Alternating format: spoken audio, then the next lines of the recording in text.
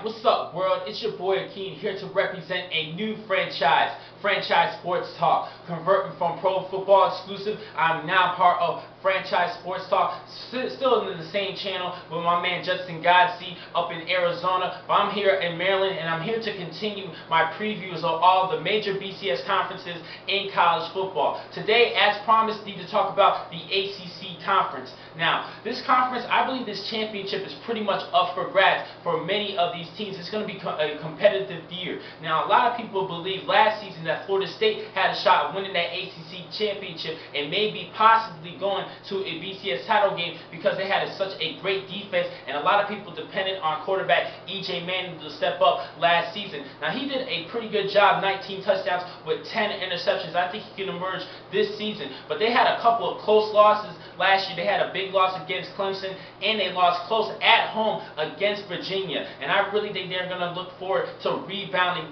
into this season. But it's going to be a competitive year, and there's a lot of these teams. I believe that so many good teams offensively. This is going to be a competitive year in this ACC conference, and that championship will be up for grabs. Now, I have a couple of impact players to talk about. Actually, I have a bunch of them to be corrected, but I really believe that this is a quarterback happy conference because there's so many teams with good quarterbacks, like UNC quarterback Brent Renner. He had 26 touchdowns with 13 interceptions last season. He's looking to lower that interception margin, but I really think he's going to do well this upcoming season. Particularly another impact player, the running back behind him, Giovanni Bernard. He had over 1,200 yards rushing last season, and this is going to be his second year. This kid is a good running back, and I believe that he's going to have a stellar career as a Tar Heel. Now, I have a couple other impact players going back to the quarterback position to name the other quarterbacks. Mike Glennon of NC State. He had over 30 touchdown passes last season with 12 interceptions, and he ended up placing Russell Wilson pretty well, passing for over 3,000 yards at that. Now, there's going to be a couple receivers that he's going to need to step up this season because T.J. Graham is now with the NFL with the Buffalo Bills. But I think that Mike Glennon is a good quarterback. A couple other quarterbacks to talk about: Logan Thomas out of Virginia Tech. This kid is a good, underrated dual threat quarterback. This kid is a big player, and I think a lot of teams in the NFL are looking forward to see how well he performs this season for the 2013 NFL Draft. A lot of scouts have their eyes on him. And another great quarterback from the ACC conference, I need to talk about E.J. Manuel of Florida State. Now, I already mentioned him earlier. I think he's going to step up this year. 19 touchdowns last season with 10 interceptions, and I think he's going to step up a little bit better this year, and I really think this is going to be a competitive year because there's so many good quarterbacks. A couple of other impact players to talk about on the defensive side: David Emerson. He had 13 interceptions last season, leading the nation. That was a little bit of a surprise. And defensive end from Florida State, Brandon Jenkins. He had 8 sacks last season. I think he's going to have a pretty breakthrough year as well as a senior, and he's going to help be a good veteran and a good tutor for the underclassmen under him, like Timmy Jerrigan. I think he can have a pretty good season, as well as incoming freshman Mario Edwards. I want to talk a little bit more about both these players a little bit later. Now, a couple of more impact players I believe that's going to have a good season. Again, Sammy Watkins, the wide receiver for Clemson. This kid is a stud, an All-American, a freshman All-American, came out of nowhere. He had a phenomenal season. I think he's going to do well this year. He's even going to help out well as a special team specialist, as a return guy. This kid had over 1,000 yards receiving, and he has a good tandem or teammate and wide receiving tandem in DeAndre Hopkins. He had just under 1,000 yards receiving this year. So both these two players are going to make a good impact for that Clemson offense, and 2 good targets for Taj Boyd.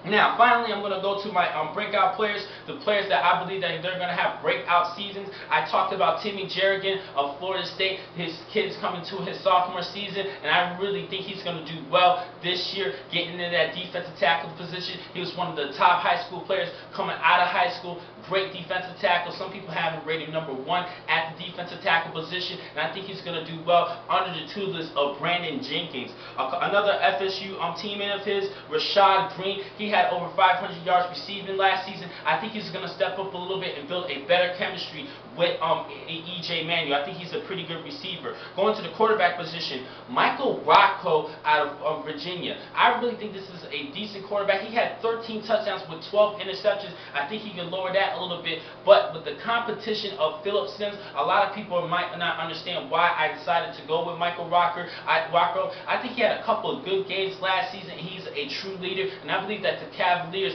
believe in this kid as their starting quarterback. Now, sticking with the Cavaliers, they have an outstanding running back in Perry Jones, who had over 1,400 yards of all-purpose yardage coming from scrimmage last season, over 500 yards receiving, and just under 1,000 yards rushing. I really think he's going to be that top offensive threat for the Cavaliers. Another good player to talk about, Sharon Peete. I think he's going to have a good breakthrough season. He had just 71 yards receiving for the Clemson Tigers, but I think he's going to get into the mix. He was one of their top recruits last season as a true freshman. And those are my key players to look at this upcoming season. Now, some freshmen I need to talk about. I already talked about Mario Edwards of Florida State. He is the #1 defensive tackle coming out of high school, going into college. This kid is a beast, playing in a very competitive state, one of the most competitive states in the nation. Texas. He's coming out of Denton, Texas. This kid is a tenacious player, and he plays with so much firepower, and I really think he has a good motor. But I think Florida State is going to convert him at the defensive end position to work alongside Warner and Brandon Jenkins. I think with his help in that defensive line and along with Timmy Jerrigan, they're going to have a good front lineman for the next upcoming season to replace Brandon Jenkins. And the thing I need to talk about a little bit more about Mario Edwards, he has a great work ethic. He already lost 19 pounds, so he's already getting fit for that defensive end position, running a 4.840. I do like this addition. Now, another defensive player I need to talk about is Tracy Howard out of going to the U, Miami Hurricanes. This kid is a great cover corner, and this defensive backs positions for Miami, they really need some young blood going into for that secondary, because Ray Armstrong, Von Telemoff, Andrew Swansea, and A.J. Highsmith are all seniors this season, so they're high vet, and they really need some young players to replace these kids going after this upcoming season. And Tracy Howard is a great addition to this team. I think he's going to bring a little bit more swag into that mix, and I think because of him being a young, inexperienced player, this kid is a lot of talent. I think he's going to get enough playing time this upcoming season. I can't wait to see what happens in the next couple of years for Tracy Howard. I think he's a good,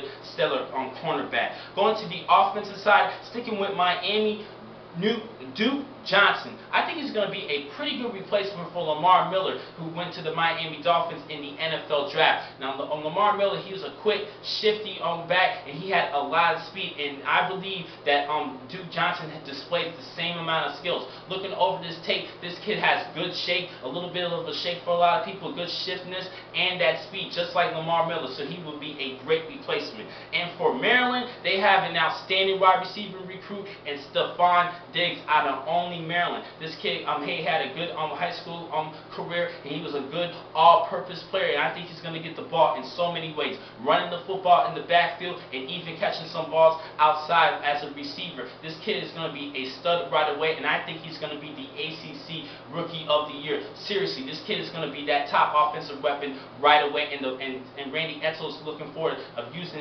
C.J. Brown and putting the ball in the hands of Stephon Diggs right away as a true freshman. I think he's going to have a big season. So like I said, I'm going to stick with Stephon Diggs as the ACC Rookie of the Year. Defensively, I'm going to go with Tracy Howard because I think he's a good cornerback. Now, ACC Player of the Year, Offensive Player of the Year, I'm going to go with Taj Boyd out of Clemson. I think he had a shot of deserving it last season, especially leading Clemson to an ACC title. David Wilson won it last year, and he did deserve that. I'm not going to hate on that, but I think Taj Boyd's going to step up again this season and pass for probably another over 30 touchdowns this year. I think he's going to outplay E.J. Manuel and all the other quarterbacks of the ACC conference. So I'm going to have to go with Taj Boyd.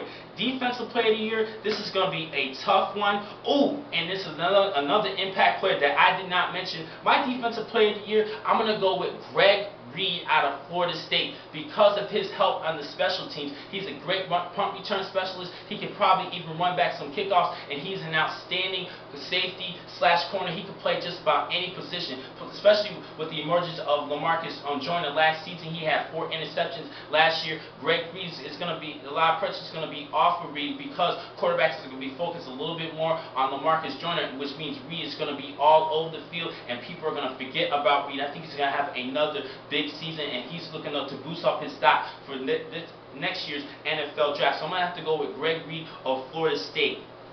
Now I have a couple of key games to look at this season for the ACC Conference. Start with September 1st. Clemson's going to be playing at home against Auburn. That's going to be a good non-conference game between the two schools. Clemson ended up winning last season. September 22nd, Clemson's going to be traveling to Florida State. Clemson upset it for the Noles last season, so they're looking to do the same this year. October 20th, FSU is going to be playing at the U Miami. This is going to be a good rivalry game. I definitely had to call this game out. Also on that same day, Virginia Tech's going to be playing at Clemson, a rematch of last season's ACC championship. On November the 1st, Virginia Tech's going to be playing against Miami. Now, for the past couple of seasons, these two teams have been having some grudge matches, some tough games, and exciting games to watch, and I think this is going to be the same this upcoming season. November the 8th, FSU is going to be playing at Virginia Tech. That's going to be a good matchup to watch. That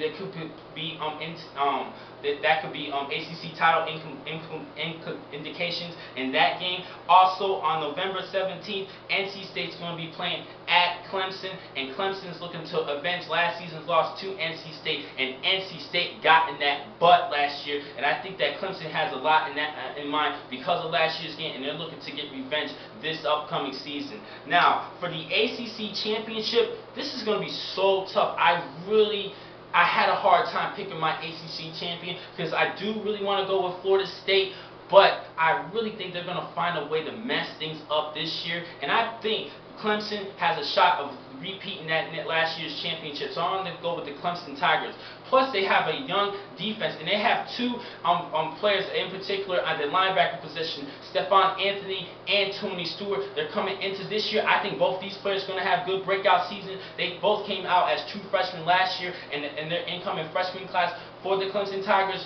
Also, Clemson picked up 2 good defensive backs as incoming freshmen, so they're looking for the future, and I think their defense is going to step up a little bit better this year. It's hard for me to go against Florida State because they had the number 4 scoring defense in the nation last year, but I just do not have too much faith in that offense, particularly at the running back position. Their best running back last year was Devontae Freeman. He had over 500 yards rushing last year, but they really need a stud at the running back position, and the last time we all seen a stud at that position was Warrick Dunn back in the mid-90s, and that really, Florida State is not known to have that many great running backs, but Warrick Dunn was one of those guys in the mid-90s, but we haven't really seen a great stellar running back form coming out of Florida State, and they desperately need a running back to help out E.J. Manuel in that offense. So I have to go with Clemson as repeating as ACC champions this upcoming season. Now, the next time I'm going to catch you guys is on Monday, continuing my previews, and I'm going to head to the Big East Conference. Thank you for watching today's vlog from Franchise Sports Talk. I'm your man, Akin McCall. Be East.